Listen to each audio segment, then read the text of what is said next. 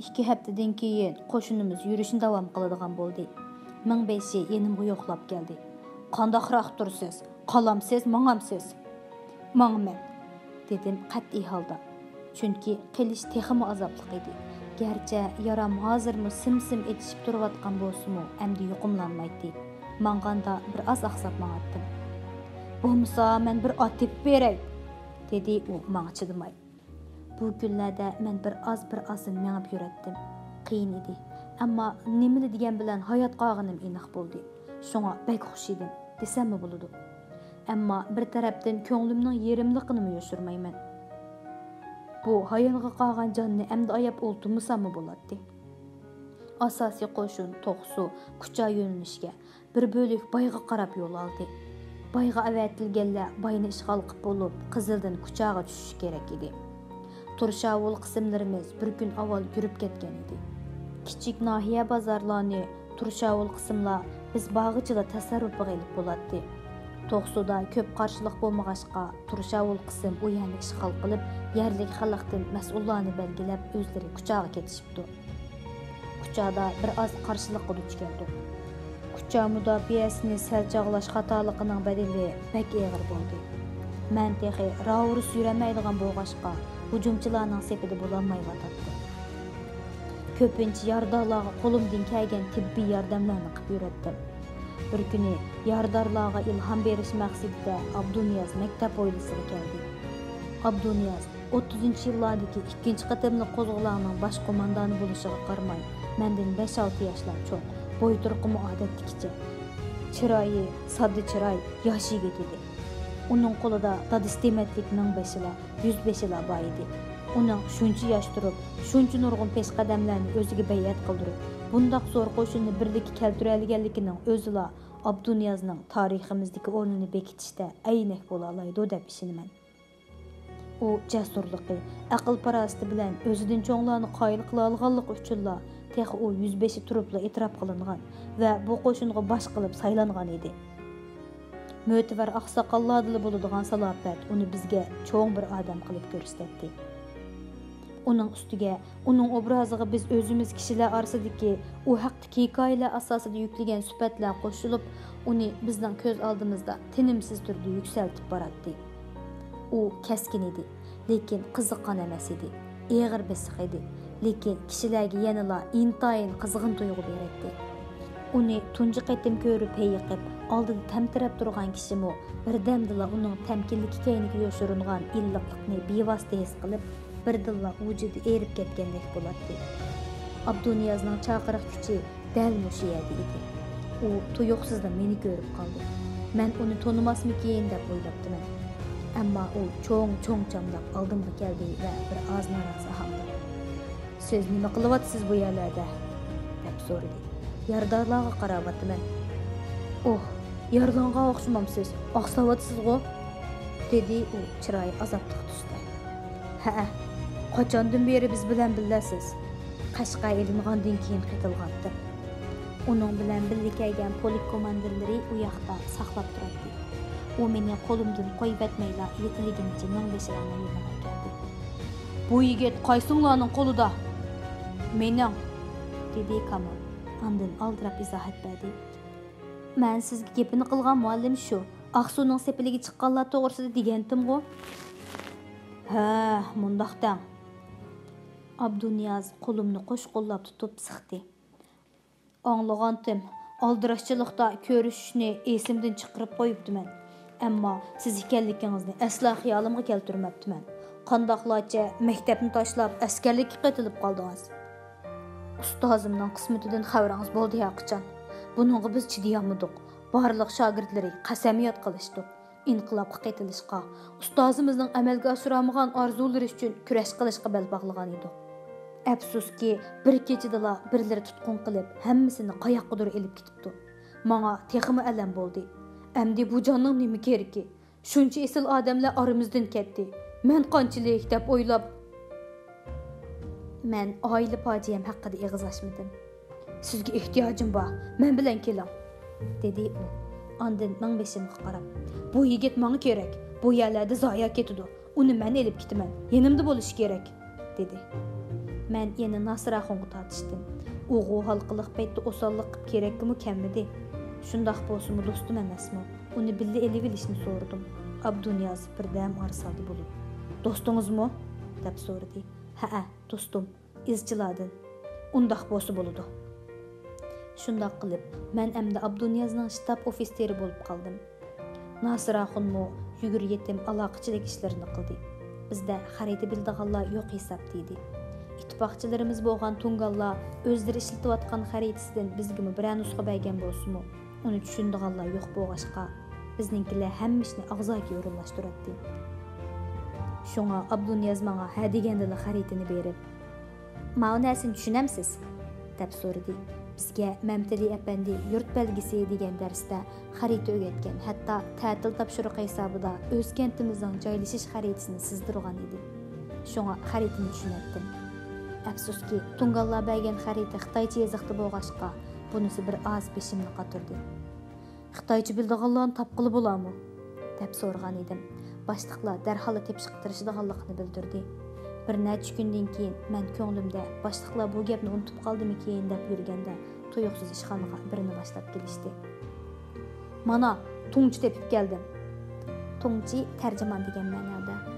Tungallardan so'rab oldim, dedi shtab boshlig'imiz menga tilmashni tanishtirishga enimga kelib. U kimkan demamsiz, bizning Ho'shurkan. Oy, sen bu yerlarda nima qilyapsan? dedi Ho'shur hayron bo'lib. Mana şundaq çağda özəng biladigan bir kon tonuşunu uçurtup qilish naqadar hayajonliq bir iş. Onun üstüge onun bir yurtluq buluş texmi yaqinliq ta'sirat berdi. Biz texi Ho'shur bilan shiram tuqqanmı kelatdik. Şoňa u mening bir az aqsawatqanimni sezib, chiroyi buzilib ketdi. Yarlandingmi? Hozir qandaroq? İkimiz birlikte xaritadagi shahar bozorlar, daryo ko'llar, ustidagi ismlarni uyg'urchaga o'rib yezib, biz ishlatgudek qildik. Şoğunisi, o şu günü iş tügegendila özünün qismiga qaytdi. Mən xuddi içimdən nimanidir so'rab olgandek yetimsiraplı qaldım. Kömüsəmi bopdikan. Kögəndən keyin bir gün onun bilan birga ishlab, xuddi öz uyimda, öz yaqinlarim orasida turgandek bo'lib qapdikan mən. Əmdi shunchalik yig'i tutdiki, əmdila haqiqiy yetim qolgandek bo'ldim. Diviziya korluğu kelib joylashganda bizning asosiy birliklarimiz Qarshida, Turşavul qismlar Arg'abulaq tog'lariga berib yetgan edi. Ürümçi aldımızda edi. Cheksiz umidvorlik ichida erish charchashni bilmay ishlaydi. Oqshomlari bak kecha topdi. Ba'zi kechalari hech yotmasdan tongga ulaydi. Kuz oylari kirib o'tadi. Urushni patroq tugatmasak, askarlar uchun qishliq lozimatliklarni hal qilish oxirgi ko'z yetmaydigan bosh og'riqi bo'ladi. Oqshomlari Nasıraxon öz mijaziga ko'ra shtabda bo'lgan barliq plan, maslahatlarni Abduniyazning degan e'tiqodlari hammani so'rab sirtiqini elib turadi. Men bu tugumas qiziqish savollariga biror jumladan javob beribla, to'mtaq javob berib tugatdim. Nasıraxon bu javoblardan qanoatlanmaydi-yu, mendan bir oz taptatadigan bo'lg'ashqa yana ko'chilab so'rashga petinmaydi. Men uning bundaq so'rashlarini balkim urushning natijasiga bakli ko'ngil bo'lishdan yoki bo'lmasa kallasiga bu haqda g'am kirib olganligidan deb o'ylaydim. Şoňa ba'zida uningga ba'zi ishlarni inchga tushundirgim keladi-yu, lekin yaltayib qoladim. Chunki mening nazarimda Nasıraxondek bir odamning buni bilish bilmasligi baribir edi. Shtab Qarshaga o'tkelganda oldingi sapdan bakmi ko'ngilsiz xabarlar kelishga boshladi. Xitoylar Orus askarlar bilan hujumga o'tgan edi. Orus askarlar tasavvurimizdagi iblisga o'xshashlar ko'gili, bilgili bo'lmaydigan, shaklini tinimsiz o'zgartib turadigan, xilma-xil qiyofatlarga kirib turadigan sirliq maxluqlar edi. Ularning qayerda paydo bo'ladiganligini va nimalarni qiladiganligini hech kim bilib bo'lolmaydi. Ularda aeroplan bo'lg'achqa goh ko'kda, goh yerda, xohlagan joyda paydo bo'ladi. Ular paydo bo'lishi bilanla ular haqida bir-biri bilan zodila o'xshamaydigan xilma-xil rivoyatlar taqiladi. Gohida u bir qutqazg'uchi shaklda unsa, gohida qon ichkuchi bo'lib gavdalanadi. Lekin bir narsa boshdan oxir ro'shanki, ularning paydo bo'lishi bir shumliqning bishorati edi. Ular tariximizning mushu mezgillarida birli vaqtda bir-biriga butunlay qarma-qarshi rollarni o'ynagan edi. bir mahal Çar padişahının qaçaq askerleri deb pədəzləngan bu askerlər əməliyyatda mush kundagi Sovet Qizil armiyasi idi. Ammo ular xalqaro munosabatlar hamda o'zlarining ezilguchilarning do'sti degan chiroyli niqobini oyab, Xitoy askari formasini kiyib, Oq O'rus askarlari degan atoqda yordamga kelishgan edi. Zerikli qurollar va aeroplanlar himoyasida qilingan bu umumiy hujum urush vaziyatini tamoman o'zgartirib etdi. Bizlar hujum holatidan mudofaaga, hatto chekinishga o'tdik. Ba'zilarning pichir-pichirlaridan ittifoqchimiz bo'lgan Tungan qo'shinlari bizninkilar bilan maslahat muqammay o'z oldiga urush sepini tashlab janubga qarab qochishga boshlabdimish. Hozir bizning harbiy vaziyatimiz butunlay yo'qolish vaziyatidaymiz. Ammo men bu gaplar bilan korim bo'lmay, o'zimning vazifamni bajondil o'rindashning ko'ydil edim. Kim biladi, bu gaplar dushmanning vasvasa selish uchun topgan gapidir. Ammo ko'p o'tmayla bizning bosh ustimizda aeroplanlar agishga boshladi. Endi haqiqiy vasvasa boshlandi. Yaqin atrofdagi yurtlardan sepimizga qaytilganlar qo'shin chekinsa, yana uzoqlarga birga ketishdan o'zini qochirib, shu yerda sapdan ayrilib g'oyib bo'lishga boshladi. Bir kuni Abduniyaz men bilan ayrim gaplashadiganligini aytib, o'zining yiniga chaqirdi. Tungallar vafosizlik qilib, sapni bizga tashlab ketishdi. Ular o'z kuchini saqlab qolishning ko'yida. Biz hozirliksiz bo'lsak, keyinga bir plan tuzib qo'ymasak bo'lmas. Sizning amdi bu yerda yana hayal bo'lib o'tirishingizning o'rni qolmadi. Siz keting, yaqinlaringizni to'plang, yoshlarni to'plang, tarbiyalang. Yana bir fursatni ko'tarilib chiqishimiz uchun tayyorlik ishlarini qilg'ashtiring. Biz ko'p o'tmay oqingizdan bordigandek turamiz. Bir kun hayal bo'lmang. At sahar yo'lga chiqing. Ha, rost, do'stingizmi birga ketsin. Ishlaringizga yordami bo'lib qola. Beshimdan bir qapoq muzdek suv quyilgandek entikib ketdim. O'qimishlarimiz rost bo'lib chiqyotdi. Ba'gan qurbonlarning behuda bo'lishi naqadar yurakni yeydi ha. Ko'z oldimizda o'lgan Barno yigitlar ko'zimga ko'rinib elib, yig'ilib etayli dedim.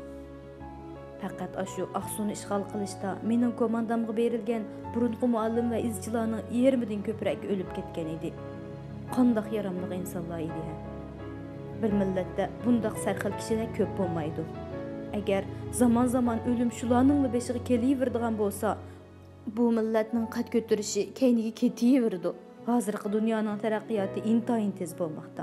Hozirgi bir kunda qo'ldan ketkizganlarimizni yana bir qarnadan keyin 10 yildimi to'liqlig'i bo'lmaydiganligini, yana bir asrdan keyin 500 yildimi to'liqlig'i bo'lmaydiganligini sezib turardik. Ustimizda g'oqirab uchib bizga o't purkayotgan aeroplanlar buni bizga his qildirib turadi. Dunyodagi eng qaloq bu yavoyilar kelgusida o'rislardan bu narsaga ega bo'lmay qolmaydi. Hozir biz jismoniy kuchimiz bilan ulardan ustun keladigan bilan kelgusida bir narsa degili bo'lmaydi. Men shularni o'ylaganimda davomli o'ylab berishga jur'at qila olmay to'xtab qolatdim. Qaytadan asoratga tushishni o'ylagandim-u, shahid bo'lganlarni baxtlik deyishga bo'ladi. Bu xususdan o'limdan eshib yana qandoq mag'lubiyat, qurbonlarga shahid bo'lishimni o'ylab, Allohdan menga shahodat sharbati ichishni nasib qilsin deb tiladim. Abduniyaz bilan xo'shishib chiqib, Nasraxonga aytib ketadiganligimizni, tayyor bo'lishni aytdim. Uning tugumas nima uchunlariga javob berishga hafsalam bo'lmag'achqa. Ish oxirlashdi. Endi jinolarni jon etinglar deb ruxsat berdi. deb qo'ydim. Nasraxon mening kayfimning bayqmunacharligiga qarab, qayta savol so'ramadi. U mening bu javobimga qoyil bo'lganlardan emasligini, kayfiyatim iziga tushgan fursatni tepib, sababni qayta so'raydiganligini biletdim. Chunki biz 1000 kilometrlik bir safarni bilib bosatdik. Bu uzun, jafoliq va zerikishlik safarda uning bu sababni bilib olishga ko'p fursat bo'lganligini bilgachkila, untinsiz narsalarni yig'ishtirishga boshladi. Bir hisobda shu Nasraxonni yenimga ilvag'inimmi yaxshi bo'pti ekan. Oldimizda bir oyga yaqin bir safar turadi. Qechiyotgan Tungan askarlar tarafidan talon-taroj qilingan yurtlardan o'tkicha shu odamlarning vayrona holi, yaqinlardan ayrilganlarning qor yomg'ir yig'isini ko'rganimda ulardan qandoqmi non so'ra olaytimkin. Chunki bizning yenimizda bir tiyinmi pul yo'q edi, nenimizmi yo'q edi. Bu holda har yurtdan o'tkicha shu yerda qo'sqimizni bir to'xlab, ondan bir ikki zapasdan hal qilib olsaqla yo'lni davom qilatdik. Bu holda Nasraxon bo'lmasa, mendek g'alati mijozlik bir odamning och qilishi hech gap emas edi. bilmeymen. Beşimge kelsi ehtiyacımni so'ray olamdimkin yoki so'rashdan ko'ra o'g'irlik qiladimmikin? Mana hozir ozuqliq ishini bizning Nasiraxon ustiga oldi. Demsimi u menga qarab turolmaydi.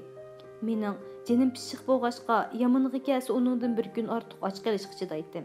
U bo'lsa hech chidayolmaydi. Shunga biror yurtning qarshi ko'rinib bo'lg'ichilar eg'izlari tamshib ketadi. U hatto qandoqroq ko'rinishdagi uydan so'rsa qo'lga bir nima chiqishni bilib ketdi. Men uningga Nasir, tajribali ko'p ketding deb chiqishib qo'yatdim. Hamma yerda ko'milmay qolgan jasadlar uchrabli turadigan bo'lg'achqa havo sesigan go'sht puruqi bilan ko'ngilni elishtirib turadi. Sesigan jasadlar ustida bo'lsa, yonboshlari zangarang paqirab turadigan semiz rochivinlar gijildab yuradi. Tungallar chekinish safarda o'zlarining amdi tamoman tugashganligini faraz qilg'achqa, har kim o'z kelgusining g'imida bo'lib, biror qimmatbaho narsa o'lja elish qo'yida bak murahimsiz bo'lib ketgan edi.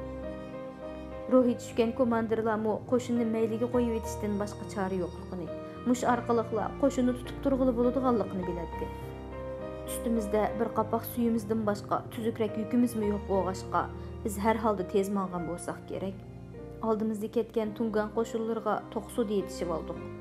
Abduniyaz qo'shinlari bilan Tungallar ittifoqdosh bo'lgandan keyin ularni o'z chaqlab, yoshirinib yurmayla udul o'tib ketmoqchi bo'lgan edik. O'ylamagan yerdan ular bizni tutib oldi. Bizdek yoshlar bu vaziyatda ularga toza kerak edi. Yardarlarning yuklarini ko'targizishga nurg'un Uyg'urlarni hammalliq tutib olishgan edi.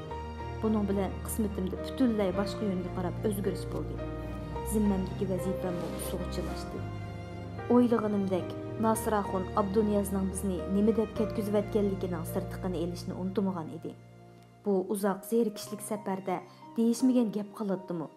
Uning ustiga u mening saptishim, do'stim tursa, yoshirishning hojati nima deb qarab uningga partizanlik harakati tashkillash vazifam haqida aytib berdim.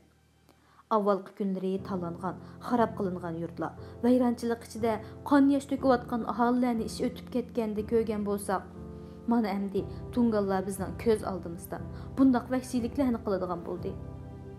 Men dastlabda Tungallarning chiroyi bilan tilini Xitoylarga o'xshashi kerak deb o'ylab ekanman. Bu qitim vahshiyligi, yavoyligi va g'ayri aqli ekanligining Xitoy bilan o'xshash ekanligini sezmoqda edim. Ularning biz bilan zodi nima o'rtoqligi bor? Biz ular bilan zodi nima sababdan birlashdik? Bular zodi aqlimdan o'tmaydi. Kechlari ularning Gulxon atrofida namoz o'qiyotganligini ko'rgili bo'ladi. Lekin ularning o'qiyotgan suralari shu qadar burmalanganki, alhamduni aylixonmidu deb o'qisa hang-tang bo'lib qoladi. Texmi hayron qolarligi ularning namoz o'qiyotgan turuqliq qilayotgan vahshiylik edi. Ular ibodat bilan qilmish orasida bir o'rtoqlikning bo'lishini va bundoq masishning shartligini o'ylab boqmiz kerak. Xuddi bugungi nurg'un Uyg'urlarga o'xshash 5 vaqt namozni qazosiz o'qigach Xitoyga ishlagandek. Ularning nazarida vahshiylik qahramonlik edi. Tamoman el bo'lgan, mahkumlikda beshini sangiltib turgan, faqat hayot qilishdan boshqa niyati bo'lmagan yuvosh dehqonlar hech qanday qarshilik qilmasmi, ichib pushib qolsimi o'ldiradi. Mushundaq vahshiyliklarni ko'rganimda texi yaqindili qo'shinimizga bo'lgan kichikina bir voqea ko'z oldimda jonlanadi. Nimalarnidir qaldirlab, tizilib o'ltirgan bir Xitoyni etish uchun qo'ral batlab turgan bir Uyg'ur askarni ko'rib qolgan Abduniyaz askarning tasdiqiga selib qoralni tortib olgan edi. "Hay Guytoza, bu nima qilganing? Biz Xitoylarning yavoylik ustidan isyon ko'targan turib, ashularga o'xshash qilsa qandoq bo'ladi? O'g'il bola bo'lsang, qarshilik ko'rsatish iqtidoridan qolganlarga emas, sen bilan tang elisha oladiganlarga botirligingni ko'rsat. Burnidan manqiy qitib tursa, qandoqmi o'ltirgin keldi?" deb tillagan edi Abduniyaz. Biz tutqun edik. Ularni to'sib qilish qo'limizdan kelmaydi. Hamma vahshiyliklarga qarab turish yuraklarimizni laxta-laxta qilib yetadi. Agar to'simiz desak, birinchi hamladila o'lishga to'g'ri keladi. Bunisi hammaga ayon. Tungallar az bir bölük odamni atishga avatib, boshqalari bachangdilli Bashkiramning yo'liga tushdi. Shunga men atishning bo'sug'isidan oilamni ko'rmay birinchi qitim o'tib ketdim. Agar oilam deyishga bo'lsa, amaliyotda sho'ruqda mening birdan-bir hayot ko'chitim bo'lgan o'g'lim bor desam bo'ladi. Ammo oxirgi qitim ko'rgan chig'imdagi turqini esimga olsamla, tug'ilibla ona ustidan mahrum bo'lgan bu bechora bolaning hayot ekanligiga ishongim kelmaydi. Şunun üçünmü atışqa kirmasdan Qashqarga o'tib ketishimiz menga bir xil tasalli bo'ldi. Mas'uliyatimdan qaçışda bir xil bahona deyishkim bo'ladi. Bacangdan chiqib, Bashkiram yo'liga tushganimizda uzoqdan o'ng tarafda sho'ruqning, so'l tarafda kechingizning dal-daraxtlari qarayib ko'rinib edi. Yuragimni qiziq bir cho'q ko'ydirgancha pastga saqib ketgandek bo'ldi. Kechingiz Atushdagi bir yeza, Atushning eng sharqida, qisman janub tarafida deyishgan bo'ldi. Bu daraxtlar kechki gugumda bağan siri qo'yoqlashib ko'zini yutmoqda edi. Uning ko'zdan yutishi go'yo jimiki ezgulikning, arzu-armonlarning, suyilgan narsalarning umumiy zavolidek vahimalik, qo'rqinchliq bir his baxsh etib, yuragimni shunchalik mujudiki, hatto men o'zimdan ajrab ketgandek, ketayotgani tonish, ammo o'z bo'lmagan bir gavdadek tuyulib ketdi. Ashu gavdadan ajrab ketgan men egiz osmonga parvoz qilib, ko'k qa'rida turib, mastlardek, aqlning buyruqsiz dastlab ketayotgan yot gavdani ko'zitayotgandek bo'ldi.